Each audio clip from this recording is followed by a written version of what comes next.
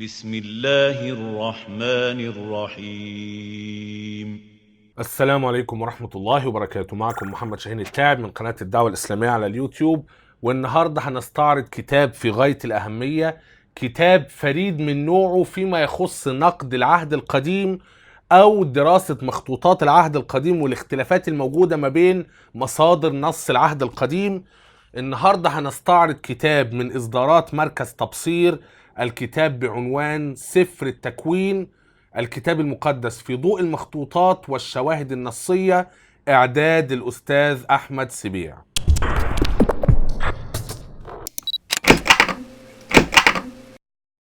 في البداية، لو أنت مهتم بالحوار الإسلامي المسيحي ومقارنة الأديان والنقد الكتابي فلا بد أن تشترك في هذه القناة. اضغط على زر الاشتراك الأحمر واضغط على علامة الجرس علشان تجيلك كل الإشعارات بكل حلقاتنا الجديدة. وتعالوا نبص على الغلاف والظهر بتاع الكتاب. غلاف الكتاب اولا تصميمه جميل ولونه جميل، النسخ الكثيرة المختلفة من الكتاب المقدس، وبعدين مكتوب هنا سفر التكوين، الكتاب المقدس في ضوء المخطوطات والشواهد النصية، إعداد أحمد سبيع ومركز تبصير للنشر والتوزيع، تقريب التراث والرد على الشبهات. هنا ظهر الكتاب في بعض إصدارات مركز تبصير، كتاب تأثير داروين مترجم مهم جدا في نقد الداروينية، بيتكلم عن تأثير نظرية داروين وهنا كيف تدعو إلى الإسلام والإسلام يتحدى الملحدين، كتب في مقاومة الإلحاد ونقد الإلحاد والداروينية. هنا نبذة عن الكتاب. في هذا الكتاب إن علم دراسة نصوص العهد القديم علم واسع، كتب فيه علماء الغرب مئات المؤلفات، لكن لا يزال حتى الآن هذا المجال في الشرق غير مطروق الأبواب كما يجب أن يكون. مشكلة النقد الكتابي بشكل عام بكل فروعه، لو أنت مش فاهم يعني إيه نقد كتابي فأنصحك أن أنت ترجع لسلسلة مدخل إلى دراسة الكتاب المقدس. في عندنا سلسلة مدخل إلى دراسة الكتاب المقدس، وسلسلة كيفية إثبات تحريف الكتاب المقدس، أو سلسلة إثبات تحريف الكتاب المقدس، وسلسلة محتويات العهد القديم اللي فيها بنقرأ سفر التكوين بالكامل وبنعلق عليه وبنبين فيه إشكاليات كثيرة. فالنقد الكتابي بشكل عام مهاجم من الشرق، والكنائس الشرقية ما بتحبش أبدا النقد الكتابي، خصوصا الكنيسة القبطية الأرثوذكسية، لأن هم بيعتقدوا أن النقد الكتابي ده معناه نقد الكتاب المقدس، يعني أن احنا ننتقد الكتاب، نهدمه، نبين المشاكل اللي فيه وهكذا. المشكلة ان ده ما كانش هدف النقد الكتابي من الاساس، لكن النقد الكتابي يبين واقع وحقيقة الكتاب المقدس. بيقول: وقد كان السبب الرئيسي الذي دفعنا للقيام بهذا المشروع رغبتنا في سد هذا الثغر والتسهيل على الباحثين في الأديان ونصوصها على مختلف درجاتهم وتوجهاتهم، وقد جاء بلغة عربية بسيطة وأسلوب سهل ميسر للقارئ ليكون باستطاعة الجميع فهم واستيعاب ما فيه. بذلك نفتح المجال واسعا للجميع لمقارنة المخطوطات والشواهد النصية القديمة. لو انت عايز هذا الكتاب، وهو كتاب يستحق الاقتناء، انا مش فاكر سعره كام لكن اظن سعره مش غالي، اصدارات مركز تبصير ما هياش غالية.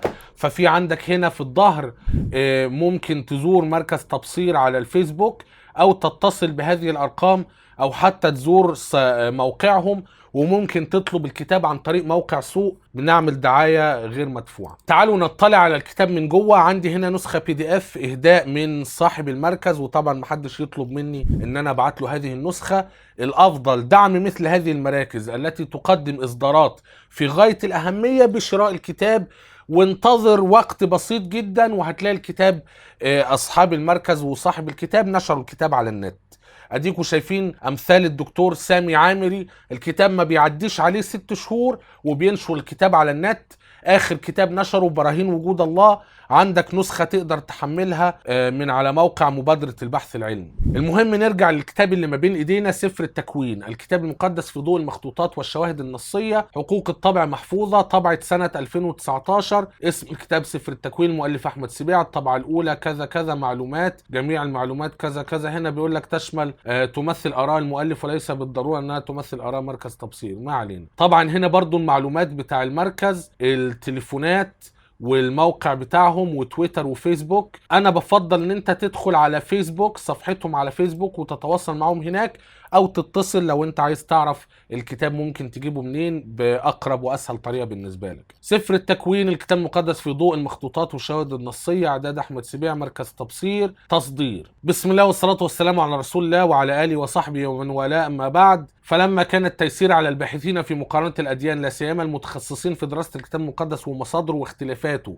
امرا قد وضعه مركز تبصير على عاتقه، كان من المهم صدور مثل هذا الكتاب، لا سيما وقد جمع فيه الاختلافات والقراءات الموجودة لسفر التكوين من المخطوطات والترجمات المختلفة، مما يجعل أمر المقارنة بين القراءات والنصوص من أيسر ما يكون. فالله نسأل أن ينفع به الباحثين، وأن يهدي به الضالين، وأن يجعله حجة لنا يوم الدين، اللهم آمين. فبالتالي أنت بتفهم من هذا التصدير أن الكتاب ده اللي مكتوب عليه سفر التكوين هو في الأصل عبارة عن نص سفر التكوين العادي جدا من ترجمة الفان دايك، لكنه بيبين لك في الهامش أماكن الاختلافات ما بين مصادر نص سفر التكوين المختلفة. طبعا الأمر ده المتخصص بيقدر يعرف إزاي أحمد سبيع جاب الاختلافات دي.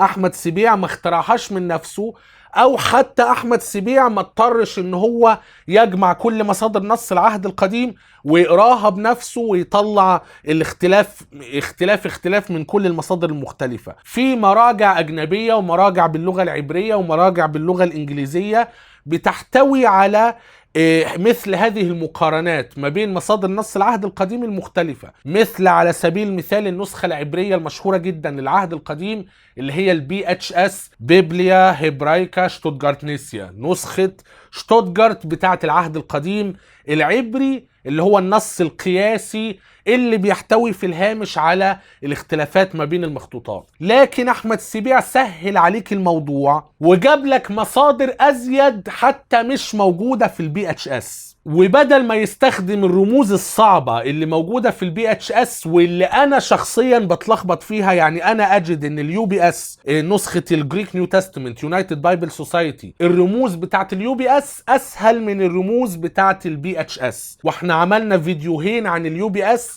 وازاي تفهم الUBS وازاي تطلع الاختلافات ما بين مخطوطات العهد الجديد. احمد سبيع، وحابب اتذكر هذا الموضوع واقوله ما دمت تذكرته الان، يعني المحاولة بتاعت احمد سبيع مش اول محاولة، سبقوا اليه الاخ ايمن تركي. ايمن تركي عمل نفس المشروع لكن بالنسبة للعهد الجديد، ومسك انجيل مرقس فذكر لك كل الاختلافات الموجودة في نص انجيل مرقس، وذكر لك اماكن الاختلافات في مصادر نص انجيل مرقس المختلفة. احمد سبيع عمل نفس الكلام بالنسبة لسفر التكوين، وظني ان الاخراج بتاع كتاب سفر التكوين والطريقة اللي استخدمها احمد سبيع افضل، لان بحسب ما اتذكر ايمن تركي ما ذكرش نص انجيل مرقس في المتن، لكنه اكتفى فقط بذكر اماكن النصوص والاختلافات الكثيرة، وذكر تفاصيل كثيرة جدا فيما يخص الاختلافات في انجيل مرقس. احمد سبيع سهل لك الموضوع شوية، طبع لك نص سفر التكوين وفي الهامش بيبين لك فين الاختلافات. اي حد هيبص على هذا الكتاب هيدرك بما لا يدع مجالا للشك ان سفر التكوين اصابه تحريف. والتحريف بنثبته ازاي؟ بنثبته من خلال مقارنة مصادر نص سفر التكوين المختلفة، فبنجد اختلافات كثيرة جدا ما بين مصادر نص سفر التكوين المختلفة. هذه الاختلافات الموجودة ما بين المخطوطات ومصادر النص دليل تحريف قطعا ولا شك، وده امر اعترف به الغالبية العظمى من علماء المسيحيين. اول طريقة علماء المسيحيين بيحاولوا يدافعوا بيها عن عصمة الكتاب المقدس وبيحاولوا يثبتوا ان الكتاب المقدس ما اصابوش تحريف، اللجوء الى المخطوطات وادعاء ان النسخ اللي ما بين ايدينا متطابقة مع كل المخطوطات القديمة، وعندنا مخطوطات من القرن الفلاني والفلاني والفلاني، وقارن هذه المخطوطات بالنسخ اللي ما بين ايدينا. ده طبعا ادعاء علماء النصارى المليء بالجهل والتدليس والتضليل. لو قارنت المصادر القديمة بالنسخة اللي ما بين ايدينا هتلاقيهم متطابقين، كذب ودجل. لما تطلع بقى على هذا الكتاب فيما يخص سفر التكوين هتدرك على طول ان سفر التكوين اصابه التحريف، لانك هتلاقي اختلافات كثيرة جدا وهامة جدا ما بين مصادر نص سفر التكوين المختلفة. انا بقى بقى بقول ان اهمية عمل الاخ احمد سبيع يمكن هيبقى له صدى اكبر من عمل الاخ احمد ايمن تركي فيما يخص انجيل مرقس. ليه؟ لان سفر التكوين هو اساس كل شيء، هو اساس المسيحية نفسها. لو احنا اثبتنا ان سفر التكوين اصابه تحريف، ولو احنا اثبتنا طبعا التحريف ده فيما هو متعلق بالنقد الادنى او النقد النصي، وبعدين بقى بالنقد الاعلى لو اثبتنا ان سفر التكوين او الاسفار الخمسه المنسوبه لسيدنا موسى ما كتبهاش سيدنا موسى فعلا، فبالتالي كل الاخبار والقصص الموجوده في سفر التكوين ملهاش اي مصداقيه وملهاش اي موثوقيه، ومن ضمنها قصه ادم نفسها بحسب النسخة التوراتية. وطبعا زي ما هو معروف القصة التوراتية لآدم عليه السلام مختلفة تماما عن القصة القرآنية، وعملت المقارنة دي قبل كده وتقدروا تشوفوها في محتويات العهد القديم سفر التكوين. لكن باختصار المسيحية كلها قائمة على الأحداث الموجودة في سفر التكوين، فلو هدمت سفر التكوين يبقى أنت هدمت المسيحية بالكامل. نكمل استعراض كتاب سفر التكوين بتاع الأخ أحمد سبيع. المقدمة: إن علم دراسة نصوص العهد القديم علم واسع كتب فيه كذا كذا. ده الجزء اللي احنا قريناه في ظهر الكتاب. هنا بيقول: ومن المفترض أن يخرج هذا المشروع للنور ليشمل كل أسفار العهد القديم. الأخ أحمد سبيع قال لي إن هو شغال حاليا على سفر الخروج وعنده شوية شغل في أسفار تانية، لكن ده هيكون عمل ضخم جدا. يعني لو الأخ أحمد سبيع قدر يخرج بس أسفار موسى الخمسة بمثل هذه الطريقة هيبقى عمل ضخم جدا وأكاديمي جدا، وهيبقى مرجع يرجع إليه من قبل كل الدارسين المبتدئين علشان بقى يقدروا يوصلوا لمرحلة أعلى من التخصص. طبعا المرحلة الأعلى من التخصص إن أنت تبقى زي أحمد سبيع نفسه، إن أنت تجيب المصادر الأصلية اللي أنت من خلالها عملت هذا الكتاب. فين المفروض إنه هيشمل كل أسفار العهد القديم، ربنا يقويه ويبارك في وقته، سفرا تلو الآخر ليكون بين يدي القارئ العربي مادة علمية تساعده في التوسع والدراسة والكشف عن مراحل تطور النص والفهم اليهودي والمسيحي القديم له. ولا يكتمل هذا العمل إلا بالتعريف بالشواهد النصية المذكورة في الحاشية. لذلك بدأنا هذا المشروع بتعريف مختصر قدر الإمكان لتكتمل الفائدة المرجوة منه، ونحن ندرك أن هذا التعريف غير كامل ولا يعطي كافة المعلومات المتوفرة أو المطلوبة، لكن لم يكن في الإمكان التوسع أكثر مما ترى، وإلا لطال الكتاب كثيرا وخرج عن هدفه ومقصوده، ألا وهو أن يكون نصا نقديا لأسفار العهد القديم. طبعا في كتب كثيرة جدا فيما يخص مدخل للعهد القديم أو مدخل لأسفار موسى الخمسة وكذا، فبالتالي ترجع إلى مثل هذه الكتب لو أنت عاوز تعرف معلومات أكتر بكتير عن مصادر نص العهد القديم وتفاصيل أكثر عن كل مصدر على حدة. لكن هنا الأخ أحمد سبيع يدوبك بيعطي لك تعريف بسيط عن كل مصدر، وطبعا كل مصدر تحتيه تفاصيل كثيرة جدا، بس على الأقل تبقى عارف أبسط حاجة علشان لما تتصفح الكتاب فتجد مثلا في الهامش المخطوطات المسورية تبقى فاهم يعني ايه المخطوطات المسورية او النص المسوري، ولما تقرأ بعض المخطوطات البشيطة تبقى فاهم ايه البشيطة دي وهكذا. فهنا بيقول التعريف بالشواهد النصية: النص المسوري هو النص المستلم للعهد القديم العبري. طبعا انت مش فاهم يعني ايه نص مستلم. النص المستلم اللي هو بيسموه تكستس ريسبتس او ريسيفد تكست، يعني النص المقبول عند اليهود على انه النص الرسمي المقبول اللي بيمثل نص العهد القديم، فهو النص المستلم للعهد القديم العبري. فبعد أن تم تثبيت النص العبري في بداية القرن الثاني الميلادي، تثبيته يعني إيه؟ يعني اليهود وجدوا أن مصادر نص العهد القديم المختلفة مليئة بالاختلافات وهنا نصوص موجودة وهنا نصوص مش موجودة وهكذا. فاليهود قالوا لا، احنا لازم نعمل على نص موحد ونص قياسي ونص متفق عليه، فبدأوا يعملوا ما يسمى بالنص المسوري. ضبطوا النص زي ما هم عايزين وحرقوا كل المخطوطات الأخرى المختلفة مع النص المسوري. فهنا بيقول بدأ اليهود يتناقلون هذا النص القياسي حتى القرن السادس الميلادي، ثم ظهرت مجموعة منظمة أطلق عليها لقب مسوريين تسلموا هذا النص القياسي الموحد واعتنوا به. جاء في كتاب العهد القديم كما عرفته كنيسة الإسكندرية، وبعد تحديد عدد أسفار العهد القديم العبري سنة 90 ميلادية، وهذا أمر متعلق بقانون الكتاب المقدس، قانون العهد القديم. لو أنت مش فاهم يعني إيه قانون الكتاب المقدس أو قانون العهد الجديد أو العهد القديم حتى، ارجع لسلسلة مدخل إلى دراسة الكتاب المقدس وهتلاقي في قائمة فيديوهات على قناة الدعوة الإسلامية بتتكلم عن قانون الكتاب المقدس، جمعت فيها كل الفيديوهات اللي ليها علاقة بالقانون. فهنا تحديد عدد أسفار العهد القديم ده اسمه تحديد قانون العهد القديم سنة 90 ميلادية في جمينة، مدينة اسمها جمينة. كان لابد أيضا من توحيد وتثبيت النصوص، والشخصية الرئيسية وراء تثبيت النص المسوري كان الربيع ابن عقيبة، الأب الروحي لثورة ابن كوكب اليهودية بين سنتي سنة كذا وكذا. وهنا سؤال: ما هي الأسس التي اعتمدوا عليها في توحيد النص؟ والإجابة الله وحده يعلم. احنا ما نعرفش اليهود على أي أساس اختاروا هذا النص واتفقوا عليه، وبنفس الطريقة ما نعرفش على أي أساس ليه اليهود اختاروا هذه الأسفار تحديدا واتفقوا عليها وتركوا غيرها. فيما يخص القانون على الأقل عندنا بعض التلميحات، لكن فيما يخص توحيد النص الأمر مبهم. أضاف المسوريون إلى النص الحركات اللي هو التشكيل، النص ما كانش متشكل قبل كده. ولاحظ إن في كتير من الناس بيقولوا طب ما القرآن الكريم كمان ما كانش متشكل. الفرق ما بين الاتنين إن نص القرآن الكريم منقول أصلا شفاهة، فاحنا بنقرأ النص متشكل، فبالتالي لو احنا دوناه مش متشكل احنا عارفين أصلا إزاي النص بيتقري. أما المشكلة بالنسبة لليهود إن النص بالنسبة لهم ما كانش منقول شفاهة، كان النص مكتوب، فبالتالي كان بتحصل تخمينات عند محاولة قراءة بعض الكلمات اللي ممكن تتشكل بأكتر من طريقة. والأمر ده معروف تحديدا في النص المسوري، إن في بعض النصوص أو بعض الكلمات ممكن تتقري بأكتر من تشكيل مختلف. والتاف والقيري تقريبا، ولا مش عارف على حسب ما أنا أتذكر، حاجة ليها علاقة بالموضوع ده. اختلاف اليهود في كيفية قراءة الكلمات أو النصوص اللي ممكن تتشكل بأكثر من طريقة فيبقى ليها أكثر من معنى. فهنا أضافوا الحركات أو التشكيل وأحصوا الفقرات والكلمات والحروف، وحددوا الفقرة الوسطى والحرف الأوسط من كل سفر ومن مجموع الأسفار، ودونوا هذه الإحصائيات على هوامش الصفحات والحواشي وفي بداية ونهاية المخطوطة. تعليقا على هذا الكلام، أغلب النصارى بيقوموا جايبين هذا الكلام ويقولوا شوفوا بقى، شوفوا اليهود حافظوا على كتابهم إزاي بعد كل ده تقولوا بتحريف العهد القديم. بنقول إن كل هذه الأمور تمت بعد الميلاد، متأخر جدا.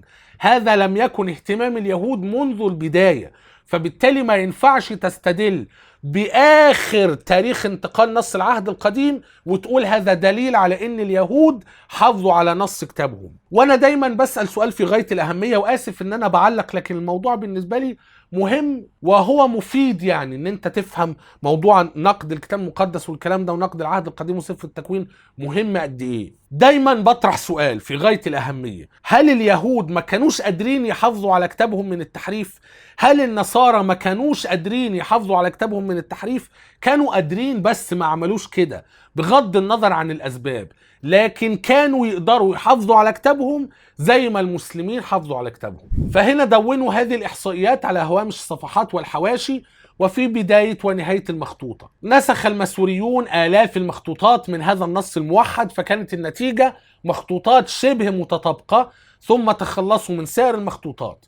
يقول القس صموئيل يوسف: الدليل على كده فين؟ ده أمر معروف في التاريخ اليهودي. وعندما اكتملت المزورة، النص المزوري، طبعا المزوري هو المسوري، له علاقة بالنطق الإنجليزي لماسوراتيك تكست، ساعات بتتنطق ماسو أو مازو، فهنا بيقوم معربها المازورة أو المازوري. للكتب المقدسة خلال القرن العاشر الميلادي تخلصوا من كل المخطوطات القديمة واعتبروها غير جيدة للاستعمال لقدمها، فقد صارت بالية واختفت مع مرور الزمن. القديم ده تاويته خلاص، كل الاختلافات القديمة دي اتاوت، ما بقاش فيه غير النص المسوري المتفق عليه. طبعا هم ما قدروش يتخلصوا من كل المخطوطات القديمة اللي ما بينها اختلافات، وإلا كان الأخ أحمد سبيع عمل الكتاب ده ازاي؟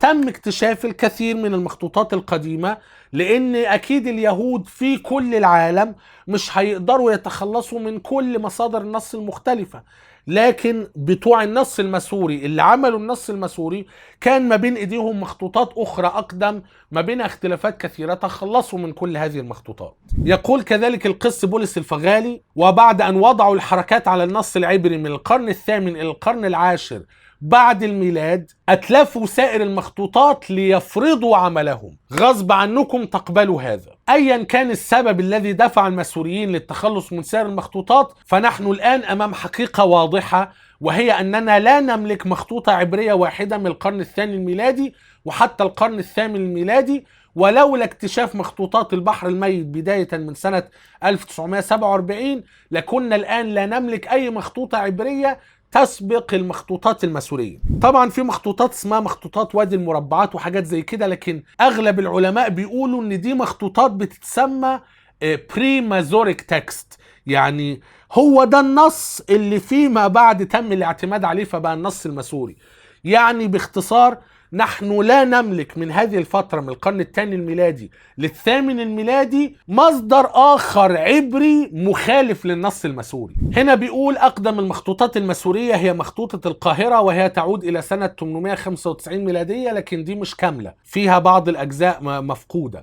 تتضمن أسفار الأنبياء السابقين إشعياء، إرميا، حزقيال 12 اللي هم الأنبياء الصغار، واللاحقين يشوع القضاة وصموئيل والملوك. أما أقدم مخطوطة تتضمن كل الأسفار العبرية فهي مخطوطة لينينجراد أو مخطوطة بطرسبرج، وتعود إلى سنة بداية القرن ال11 الميلادي.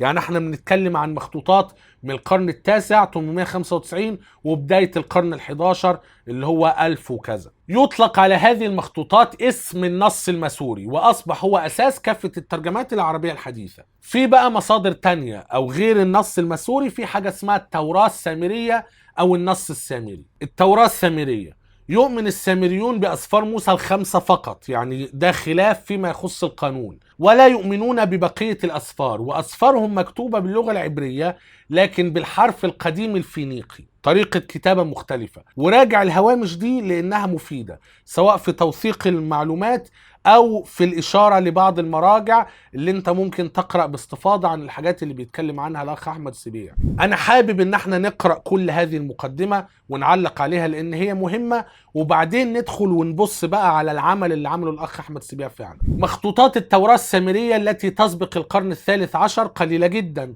وأقدم مخطوطة هي مجلد في مكتبة جامعة كامبريدج. تاريخ هذه المخطوطة غير معلوم على وجه الدقة، عليها خلافات كثيرة، لكن مدون عليها أنها بيعت سنة 544 هجرية اللي هي سنة كذا وكذا ميلادية، وبالتالي فهي ترجع لما قبل هذا التاريخ. أما أشهر مخطوطات التوراة السامرية فهي لفافة أبيشة، وهي عبارة عن قصاصات متنوعة أقدمها قصاصة من القرن الحادي عشر، وتضم جزء كبير من سفر العدد. طبعا السامريين عندهم بعض الأساطير فيما يخص هذه المخطوطات، مش دي قضيتنا يعني. تختلف التوراة السامرية عن النص الماسوري في حوالي 6000 موضع، كثير منها اختلافات إملائية لا تؤثر في معنى النص، وتتفق مع السبعينية ضد الماسوري في 1900 موضع، وتتفق مع العهد الجديد في عدة مواطن ضد النص الماسوري. وسنذكر بعض الاختلافات الدقيقة الموجودة بين التوراة السامرية والنص الماسوري لأن كلاهما باللغة العبرية وليست أحدهما ترجمة للأخرى. التوراة أو النص الماسوري والتوراة السامرية أو النص السامري يعتبروا مصدرين عبريين مستقلين، يعني ملهمش علاقة مباشرة ببعض. وقد نضطر لتجاهل بعض الاختلافات التي لا يمكن التعبير عنها بسبب الاختلافات الموجودة بين طبيعة اللغتين العبرية والعربية.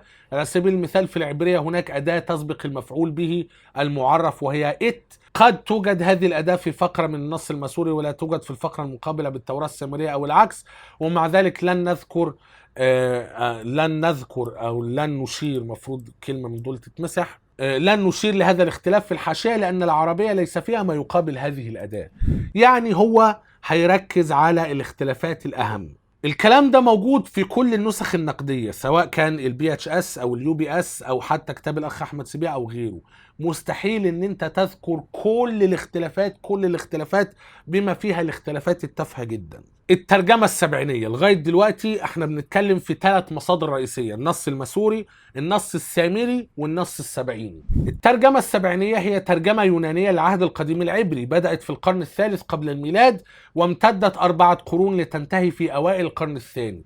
يعني أخذوا مدة علشان يترجموا العهد القديم العبري إلى اللغة اليونانية، خدوا أكثر من قرن. بدأوا بالأسفار بتاعت سيدنا موسى أو المنسوبة له، بدأوا بأسفار موسى الخمسة، وبعد كده بدأوا يترجموا باقي الأسفار اللي تقع ما بين إيديهم. حيكت حول هذه الترجمة أساطير كثيرة، حتى اعتقد أكثر الآباء أنها تمت بواسطة الروح القدس في مدة 72 يوم على يد 72 عالما يهوديا، لذا سميت هذه الترجمة باسم السبعينية. وبتاخد اختصار باللغة الإنجليزية LXX، اللي هي المفروض حروف رومانية. ال معناه 50 والأكس معناه 10، فبالتالي ال زائد اكس زائد اكس 50 زائد 10 زائد 10 يعني 70. وصلتنا قصة الترجمة من مصادر تاريخية كثيرة، أقدمها هي وثيقة أرستياس أو رسالة أرستياس. يزعم كاتبها أنه معاصر. أنا عندي فيديو لمصادر نص العهد القديم ضمن سلسلة إثبات تحريف الكتاب المقدس، مصادر نص العهد القديم، وفي عندي فيديو عن الترجمة السبعينية لو انتوا عاوزين تشوفوا مراجعة أكثر عن هذا الموضوع. فهي وثيقة أرستياس يزعم كاتبها أنه معاصر لأحداث عمل هذه الترجمة، وأن أمين مكتبة الإسكندرية اقترح على الإمبراطور بطليموس فيلادلفيوس اللي كان عايش سنة كذا القرن الثالث قبل الميلاد، أن المفروض دي القرن الثالث قبل الميلاد مش ميلادية، أن يضم لمكتبة الإسكندرية نسخة من أسفار موسى.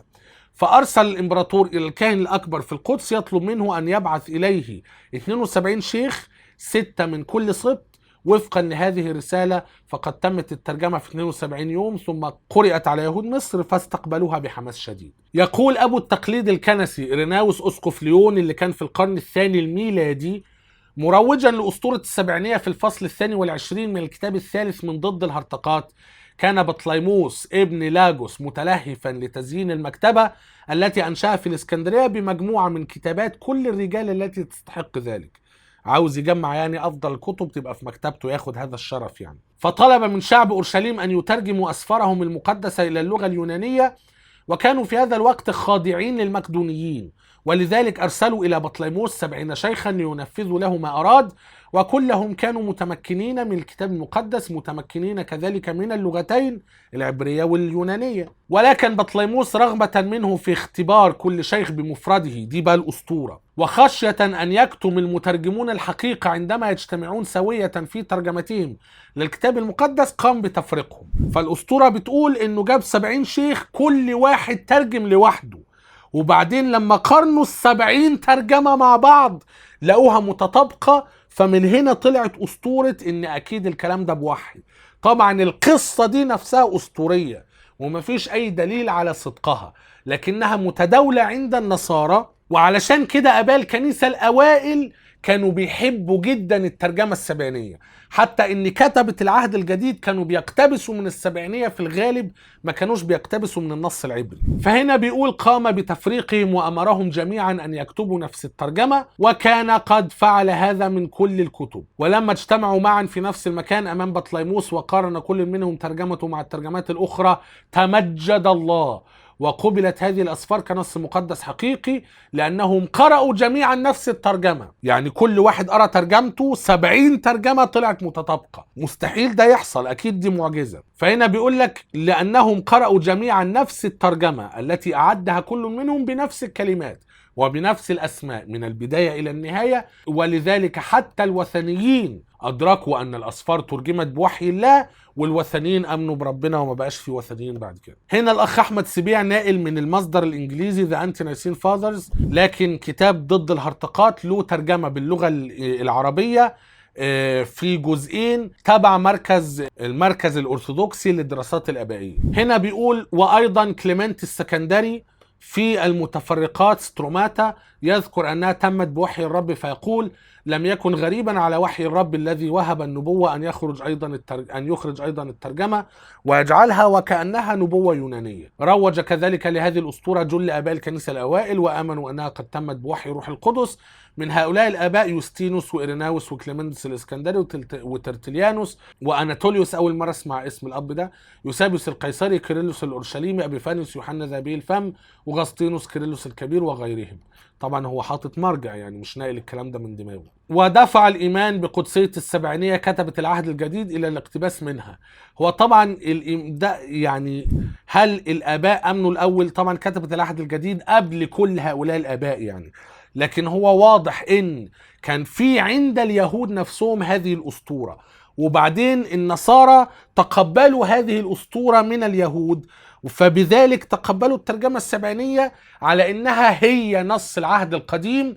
والنصارى بيفهموا من ده ان الرب نقل اليهم العهد القديم، فما بقاش العهد القديم بالعبري، بقى العهد القديم باليوناني، واسفار العهد الجديد باليوناني. فلما اجي اقتبس من العهد القديم هقتبس من اليوناني مش من العبري. فهنا بيقول ودفع الايمان بقدسية السبعينية كتبة العهد الجديد الى الاقتباس منها دون النص العبري في اغلب الاوقات، ففي المدخل الى الكتاب المقدس واكثر الاقتباسات في العهد الجديد مستقاه من الترجمه السبعينيه. تتضمن السبعينيه بعض الاسفار والزيادات اضافه الى الاسفار العبريه، وهي يعني في اسفار موجوده في السبعينيه مش لاقيين اصلها العبري، طوبيا ويهودات والحكمه لسليمان كده. وفي عندي فيديو بالكامل عن هذا الموضوع، الاسفار القانونيه الثانيه او الاسفار اللي موجودة في النص اليوناني للعهد القديم الترجمة السبعينية، لكنها غير موجودة في أي نص عبري. المهم لم تصلنا المخطوطات الأصلية للسبعينية زي أي حاجة تانية يعني، لكن وصلتنا مخطوطات كثيرة تتنوع بين برديات أقدمها يرجع للقرن الثاني قبل الميلاد، وتضم عدة فقرات، وأهم منها مخطوطات قليلة مكتوبة بالحروف الكبيرة، وأهمها المخطوطة الفاتيكانية والمخطوطة الصينية. كل دي مخطوطات مسيحية، فبالتالي ده معناه أن المسيحيين كانوا أكثر حرصا على الترجمة السبعينية من غيرهم. والواقع أن اليهود لما وجدوا اهتمام النصارى بالعهد القديم الترجمة السبعينية تركوا هذه الترجمة، قالوا لهم اشبعوا بيهم. طز بقى في أن الترجمة السبعينية ترجمت بوحي ولا لا، مش مهم، اشبعوا بيها، هنعمل لنفسنا ترجمات جديدة من العبري لليوناني. فعملوا ترجمة أكيلا وترجمة سيماخوس وترجمة ثيودوتيون. والكلام ده فيما بعد استخدمه أوريجانوس في الكتاب العملاق بتاعه السداسي أو الهكسابيلا، لما عمل مقارنة ما بين هذه المصادر المختلفة، النص العبري والترجمة السبعينية وترجمة سيماخوس وثيودوتيون وأكيلا، وبعدين ضاف عليهم القراءة اليونانية للنص العبري. يعني انت بتقرأ يوناني بس ده كلام عبري. يبقى لغاية دلوقتي عندنا النص المسوري والنص السامري والنص السبعيني. بعد كده من أهم مصادر نص العهد القديم النص القمراني، مخطوطات قمران أو البحر الميت. يقال إن شاب اسمه محمد أحمد الحامد الديب كان يرعى الأغنام مع أحد أصدقائه في السفوح الواقعة في وادي بالأردن يشرف على البحر الميت من الغرب، يعني مقبل عليه يعني أو ناحيته، سنة 1947. افتقد هذا الشاب إحدى معزاته فأخذ يبحث عنها، ولما وصل إلى أحد الكهوف ظن أن معزته دخلت هذا الكهف، فرمى بحجر في الكهف ليردها، لكنه بدلا من أن يسمع صوت معزته سمع صوت تكسير أواني. تقريبا كان خايف يدخل الكهف يدور على المعزة بنفسه يعني، فقال لك أنا هرمي حجر جوه لو هي موجودة هتخرج. فلما رمى الحجر سمع صوت أواني بتتكسر، ولما دخل ليرى ماذا اكتشف وجد جرار عتيقة أغلبها مكسورة يبلغ ارتفاع الجرة منها أكثر من قدمين، وعرضها نحو 10 بوصات، أواني أو جرار ضخمة يعني، تحتوي على لفافات جلدية مغطاة بخرق كتانية. وكان هذا الكهف الذي دخله محمد الديب هو أول الكهوف 11 من كهوف قمران، لأن في بقى كهوف تانية جنب بعض مليانة بمخطوطات. هناك أكثر من 900 مخطوطة مختلفة وجدت في قمران. أغلب هذه المخطوطات عبارة عن قصصات، حوالي 200 من 900 مخطوطة عبارة عن مخطوطات للكتاب المقدس العبري. يعني هو أدب قمراني، مجموعة كبيرة جدا من المخطوطات، مش كلها لأسفار كتابية. يعني مش كل هذه المخطوطات نص للكتب المقدسة اللي احنا بنلاقيها في النص العبري المسوري، لا، بنلاقي كتب تانية أبوكريفا. لذلك هناك أكثر من نسخة للعديد من النصوص. بعض مخطوطات قمران يوافق النص المسوري، والبعض يوافق الترجمة السبعينية، والبعض يوافق التوراة السامرية، والبعض الآخر لا يوافق أي منهم. والمعلومة دي معناها إن بالفعل كان في اختلافات كثيرة جدا ما بين مصادر نص العهد القديم المختلفة، لدرجة إن النص القمراني ده بنلاقيه ساعات بيوافق المصدر الأول المسوري، وساعات بيوافق المصدر الثاني السامري، وساعات بيوافق المصدر الثالث السبعيني، وساعات بيتميز عنهم كلهم اللي هو النص بقى القمراني. في بقى عندك مصدر خامس الترجمات. هي ترجمات آرامية للعهد القديم ظهرت بعد السبي البابلي حينما ضعفت العبرية. طبعا اليهود اتخذوا في السبي البابلي بسبب نبوخذ نصر. نبوخذ نصر دمر الهيكل ودمر أورشليم ودمر كل حاجة، وراح خدهم وسباهم إلى بابل العراق. الإمبراطورية الأشورية دي كانت بتتكلم باللغة الآرامية، فمع الوقت اليهود تركوا اللغة العبرية وبدأوا يتبنوا اللغة الآرامية. وبعد ما رجعوا من السبي بعض الأنبياء اللي هو عزرا ونحميا بقى، بعض كبار رجال بني إسرائيل الشخصيات البارزة بعد السبي البابلي، وجدوا إن هم لما بيقروا الأسفار المقدسة على بني إسرائيل بالعبرية هم بطيخة مش فاهمين أي حاجة، فأصبحوا محتاجين إلى ترجمة النص العبري بالآرامية علشان يفهموا. ومن هنا ظهرت الترجمات، فاضطروا إلى ندب مترجم يترجم شفهيا إلى الآرامية ما يقرأه الكاهن في المعبد من نصوص العهد القديم. ثم دونت هذه الترجمات في فترة متأخرة، ويميل الترجم إلى كونه تفسيرا أكثر من التزامه بالنص نفسه. يعني ما هياش ترجمة حرفية، علشان الهدف من الترجوم ان انت تفهم هو الكاهن بيقرأ ايه، النص العبري اللي بيقراه تفهمه. فما كانش بالضرورة بيلتزم بالحرف، لكن المعنى اللي كان مقصود يعني ان انت تفهمه من النص اللي هو بيقراه. اهم هذه الترجمات ترجوم انقيلوس وترجوم يوناثان المنحول للأسفار الخمسة وترجوم يوناثان لأسفار الأنبياء. البشيطة دي بقى ايه؟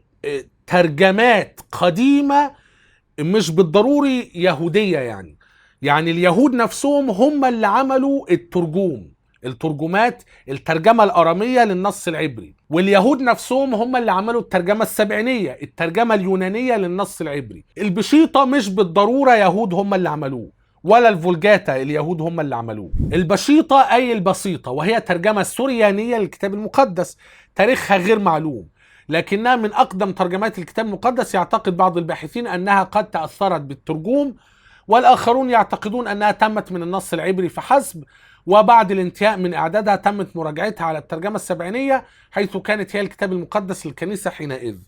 البشيطة حواليها زي أساطير وحاجات مبهمة غير معلومة. المفروض أن في البداية كان في حاجة اسمها الترجمة السوريانية القديمة. النصارى وجدوا الحاجة إلى ترجمة أسفارهم المقدسة بلغات أخرى غير اللغات الأصلية اللي هو العبري واليوناني. طب هو عندهم أصلا العهد القديم الترجم لليوناني، فبقى عندهم الكتاب المقدس. المسيحي بيؤمن بالكتاب المقدس ككل، العهد القديم والعهد الجديد، هو كده عنده الكتاب المقدس كله باليوناني مفيش مشاكل. عايزين بقى نترجم للغات تانية، ففي 3 لغات رئيسية قديمة، السورياني واللاتيني والقبطي. طبعا في لغات تانية لكن دول أهم اللغات القديمة. فبدأوا يترجموا من ناحية مجهودات فردية. اللي يعرف سورياني بدأ يترجم شوية سورياني كده على قد ما يعرف الأسفار التي تقع بين يديه. طب كان بيترجم من العبري ولا كان بيترجم من اليوناني ولا كان بيترجم من ايه بالظبط؟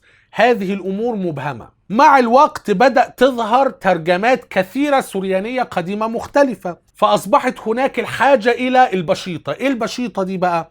إن أنت تعمل لنا ترجمة سوريانية قياسية موحدة، علشان الترجمات الكثيرة السوريانية القديمة دي عاملة مشاكل مليانة بالاختلافات.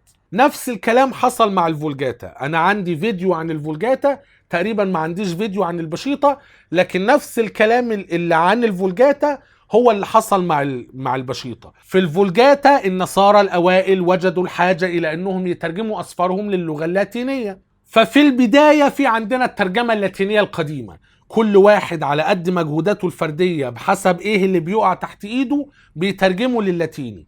في وقت من الأوقات وجدوا الحاجة إلى أنهم يوحدوا كل هذه الترجمات اللاتينية القديمة المختلفة إلى نص قياسي موحد اللي هو ترجمة الفولجاتا اللي عملها القديس جيروم.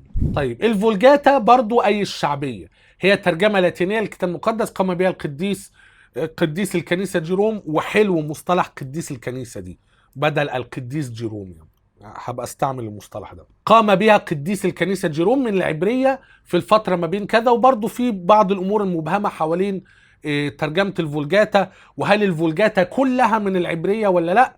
يعني ما علينا. ولأن البشيطة والفولجاتا وغيرهما من الشواهد النصية مثل الترجمة القبطية وترجمة سعيدية الفيومي تم إنجازهم بعد تثبيت النص العبري بداية القرن الثاني الميلادي، فهذا يحد من أهميتهم. يعني معظم هذه الترجمات متفقة أكثر مع النص المسوري، فما بقاش نص مستقل ذات أهمية قوي، خصوصا ان البشيطة تقريبا من القرن الخامس والفولجاتا من القرن الخامس، فهم متأخرين. كان خلاص علماء اليهود بدأوا يوحدوا النص ويعملوا المسوري. فهنا بيقولك فهذا يحد من أهميتهم لكونهم معتمدين على هذا النص العبري المثبت أو على الترجمة السبعينية، ولهذا فإنهم يعدون شواهد نصية غير مستقلة بخلاف النص المسوري والتوراة السامرية والترجمة السبعينية ومخطوطات قمران، وممكن كمان معاهم الترجمات.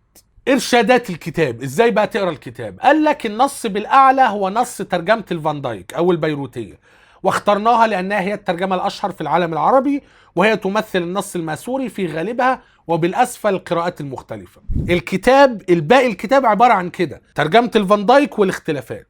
عندما نضع الحرف المعلق قبل الكلمة مباشرة، يعني حاجة سوبر سكريبت لفوق كده، فهذا يعني إما أن هذه الكلمة توجد لها قراءات أخرى في شاهد نصي آخر أو أكثر، وإما أنه توجد إضافة قبل هذه الكلمة، وستعرف الفرق بينهما بسهولة من خلال ذكر ما يشير إلى أن هناك إضافة. عندما نضع الحرف المعلق بعد الكلمة مباشرة، فهذا يعني أن هناك إضافة في شاهد نصي أو أكثر، وهذه الإضافة تالية للكلمة وليست قبلها.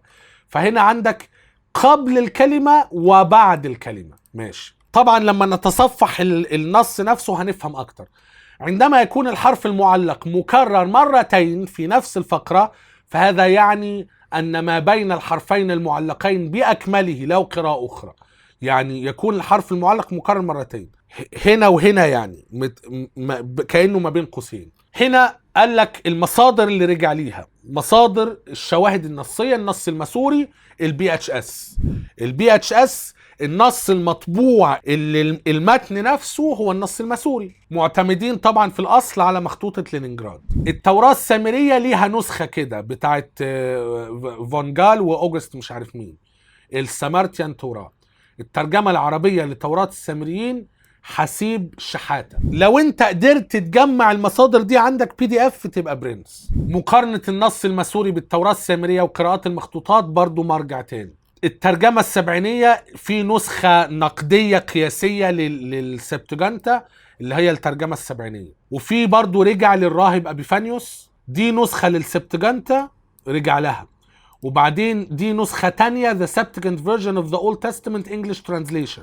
والراهب أبيفانيوس المقاري ده يدوبك عمل سفر التكوين وسفر الخروج، طبعا الكتاب بتاع الأخ أحمد السبيع سفر التكوين، فاستفاد من شغل أبيفانيوس. والكتاب بتاع أبيفانيوس ممتاز جدا وموجود على المدونة لو انت عايز تحمله. مخطوطات قمران، السلسلة بتاعت DJD، سلسلة مشهورة جدا. هنا The Dead Sea Scrolls Bible, the oldest known Bible translated for the first time into English. سلسلة DJD، ودي سلسلة تانية.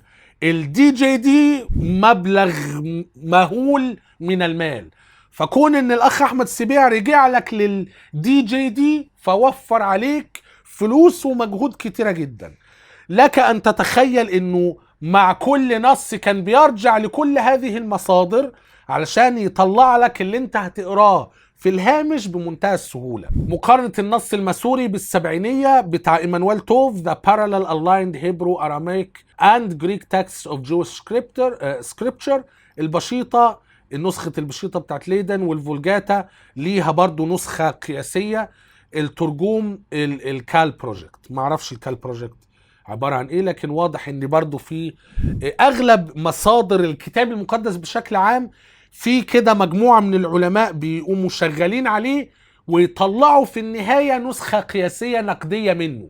فما بقاش لازم ان انت ترجع لكل مصادر الترجمة السبعينية المختلفة ولا لكل مصادر الترجمات المختلفة، لا، بتشوف فين النسخة القياسية النقدية بتاعت الترجمات، فين النسخة القياسية النقدية بتاعت الفولجاتا او البشيطة او السبعينية او غيرها، وهكذا. دي بداية الكتاب. الإصحاح الأول ده مفروض ترجمة الفان دايك. النص رقم 1: في البدء خلق الله السماوات والأرض وكانت الأرض، وبعدين في عندك علامة خربة وخالية، العلامتين على الجنبين فالمفروض ان خربة وخالية دي فيها حاجة. نرجع تحت الهامش نشوف الدنيا عاملة ازاي. فقال لك الإصحاح ورقم 1 العدد رقم 1 الكلمتين اللي ما بين الحرفين في السبعينية غير مرئية وغير مهيئة. بدل خربة وخالية السبعينية بتقول غير مرئية وغير مهيئة.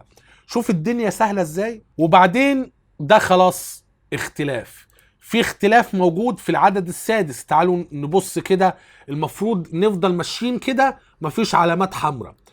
طبعا ده مش معناه ان كل المقطع ده ما فيهوش خلافات ما بين المخطوطين، لكن مش خلافات عليها القيمة. ترجع هنا رقم 6 وقال الله ليكن جلد في وسط المياه وليكن فاصلا بين مياه ومياه.